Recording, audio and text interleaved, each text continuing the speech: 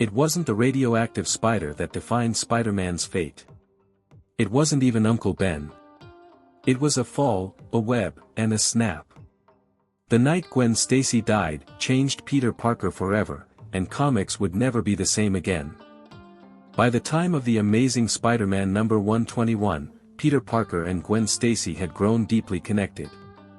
Their romance, forged through pain and resilience, became Peter's only refuge from a life filled with danger. Gwen was still grieving her father's death, Captain George Stacy, who had died in a previous battle between Spider-Man and Dr. Octopus, ASM number 90. Peter blamed himself but never confessed the truth. Still, their love endured. But Norman Osborn, Peter's friend Harry's father, was slipping back into madness. Haunted by failures and relapsing into his Green Goblin persona, he discovered Peter's greatest secret, that he was Spider-Man.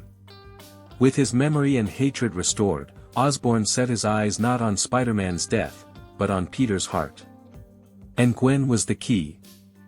Norman Osborn had once been defeated, his Goblin persona buried. But in ASM number 121, stress and despair brought his memories, and his hatred, surging back. His company in ruins and his son Harry sick and addicted, Norman snapped. He donned the Goblin suit again, resurrecting his glider and pumpkin bombs. But this time, his plan wasn't to kill Spider-Man in battle. He knew Peter's secret now. He would attack from the inside, through love. In a chilling scene, Gwen is abducted. No warning. No chance to fight back. When Peter returns home, he finds her missing, and the Goblin's cruel message, meet him at the George Washington Bridge. The rules had changed. This wasn't just a hero versus villain showdown, it was a heart-wrenching ambush. Under the moonlit sky in ASM number 121, the George Washington Bridge becomes the stage for one of the most tragic moments in comic book history. Gwen is unconscious, dangling high above the water. The Green Goblin greets Spider-Man with sadistic glee. "She's not dead, yet," he mocks. Their fight begins with fury, webbing versus glider, fists versus bombs. As the battle intensifies, Gwen's body becomes collateral in a war of vengeance. Then, without warning, the Goblin lets her fall. Peter, panicked, shoots a web line. It catches her mid-air. But as the line goes taut, a snap is heard. Peter pulls her back to safety, or so he thinks. Her eyes are closed. Her body limp. Her neck, broken. When Spider-Man cradles Gwen's body, a horrifying truth sinks in. The panel in ASM number 121 shows a subtle but devastating snap sound effect beside her neck. Some fans and creators debated for decades, did the web stop her fall too fast and cause the fatal whiplash? Or had the Goblin already killed her? But for Peter, it didn't matter. She was dead, and he had tried to save her. In that moment, the youthful, hopeful Peter Parker was gone. Left behind was a broken man, haunted by the idea that even his best wasn't enough. It was a level of tragedy never before seen in superhero comics, marking a shift in the tone of the medium forever. Peter stood frozen, still holding Gwen in his arms. Her hair gently moved with the wind, but her heart had stopped. His mind raced, refusing to accept it. No, she can't be, but she was. In ASM number 121, Spider-Man speaks aloud to her lifeless body, trying to convince himself she's merely unconscious. But the truth was undeniable. Gwen Stacy was dead, and the moment wasn't hidden behind illusions or softened panels. It was raw. Marvel didn't cheat the audience with off-screen fate or last-minute miracles. She had fallen, and Peter's web, his desperate attempt to save her, may have killed her. He blamed himself instantly. The Goblin had thrown her, yes, but it was Peter who caught her mid-fall, with a sudden stop that shattered her spine. He had lived every day trying to make up for Uncle Ben's death. Now he had failed someone else he loved. Someone who had no powers. No secret identity. Just Gwen. In the pages that followed, Peter descended into a spiral of guilt and confusion. The Amazing Spider-Man number 121 closes with him carrying Gwen's body, silent.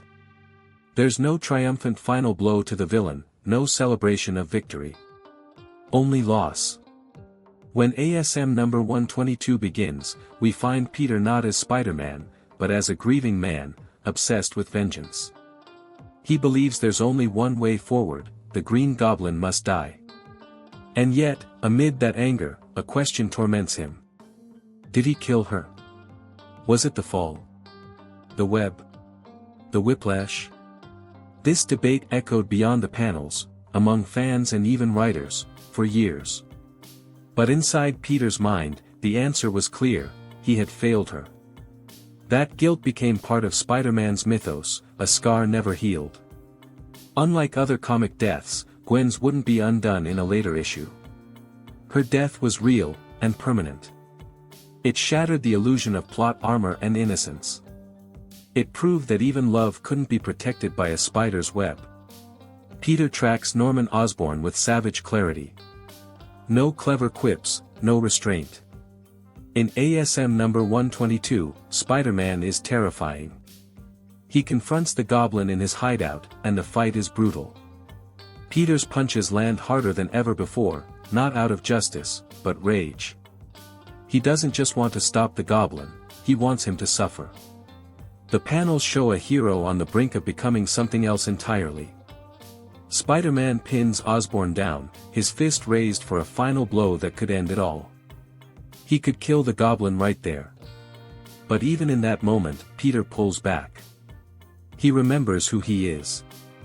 Gwen is gone, but killing her murderer won't bring her back. You're not worth it, he mutters, turning away. It's a pivotal moral decision, the kind that defines Spider-Man. Though consumed by pain, he chooses not to become a killer. But fate had other plans. Just as Peter walks away, Norman Osborn seizes an opportunity to strike. He launches his glider, a silent, deadly weapon flying through the air toward Spider-Man's back. But in poetic justice, the Goblin is impaled by his own machine. The glider pierces his chest. He dies, not by Peter's hand, but by his own hatred.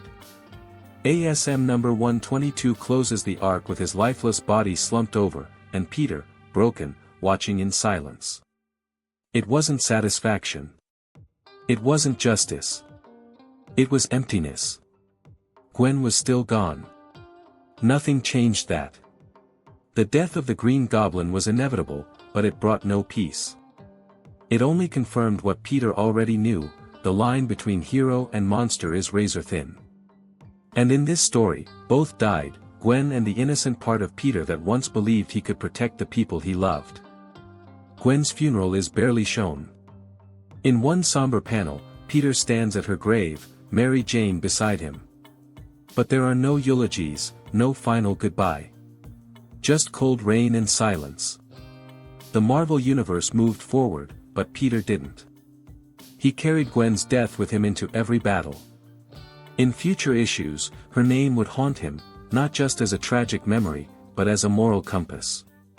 Writers like J.M. DeMatteis and Kurt Busiek would later explore how that night became Peter's emotional turning point. Gwen wasn't just a casualty, she became a legend, a symbol of loss in the superhero world. No resurrection, no retcon. Just heartbreak. The night Gwen Stacy died wasn't just a story, it was a revolution. It marked the end of the Silver Age and ushered in the darker, more complex Bronze Age of comics. Readers learned that heroes could fail. That love could be lost. That choices, even made with good intentions, could have fatal consequences. For Spider-Man, Gwen Stacy would always be the one he couldn't save. And for the world of comics, her death proved something powerful, that these stories could carry weight, tragedy, and truth. That a superhero's pain could be as real as ours. And that's another page in the Heroic Chronicles. If you enjoyed this story, leave a like and subscribe for more untold tales from the world of comics. There's always another hero, another villain, and another turning point waiting in the shadows. See you in the next chapter.